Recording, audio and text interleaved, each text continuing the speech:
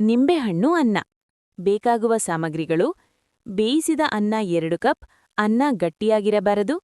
ನಿಂಬೆಹಣ್ಣಿನ ರಸ 2ರಿಂದ 3 table spoon, ಎಣ್ಣೆ 2 ಟೀ ಸ್ಪೂನ್, ಸಾಸಿವೆ 1 ಟೀ ಸ್ಪೂನ್, ಉದ್ದಿನಬೇಳೆ 1 ಟೀ ಸ್ಪೂನ್, ಕಡಲೆಬೇಳೆ 1 ಟೀ ಸ್ಪೂನ್, ಒಣಮೆಣಸಿನಕಾಯಿ 2 ಅರ್ಧ ಮಾಡಿ, ಹಸಿಮೆಣಸು 1 ಸಣ್ಣಗೆ ಕತ್ತರಿಸಿದ, ಶುಂಠಿ 1 ಟೀ ಸ್ಪೂನ್ ಸಣ್ಣಗೆ ಕತ್ತರಿಸಿದ, ಐಚ್ಛಿಕ, ಕರಿಬೇವು ಸ್ವಲ್ಪ, ಅರಿಶಿಣ ಪುಡಿ 1/4 ಟೀ ಸ್ಪೂನ್, ಕಡಲೆಕಾಯಿ 2 ಟೇಬಲ್ ಸ್ಪೂನ್ ಹುರಿದ, ಉಪ್ಪು ರುಚಿಗೆ ತಕ್ಕಂತೆ, ಕೊತ್ತಂಬರಿ ಸೊಪ್ಪು ಅಲಂಕಾರಕ್ಕೆ. ಮಾಡುವ ವಿಧಾನ: ಒಂದು ಕಡಾಯಿಯಲ್ಲಿ ಎಣ್ಣೆ ಬಿಸಿ ಮಾಡಿ, ಸಾಸಿವೆ ಹಾಕಿ ಚಟಚಟನೆ ಆಗಲು ಬಿಡಿ.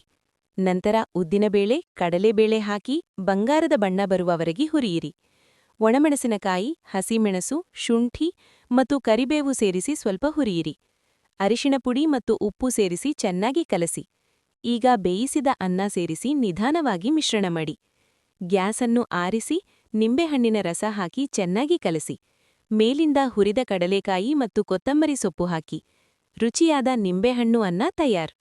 ಇದನ್ನು ಮೊಸರು ಅಥವಾ ಉಪ್ಪಿನಕಾಯಿಯೊಂದಿಗೆ ಸವಿಯಬಹುದು.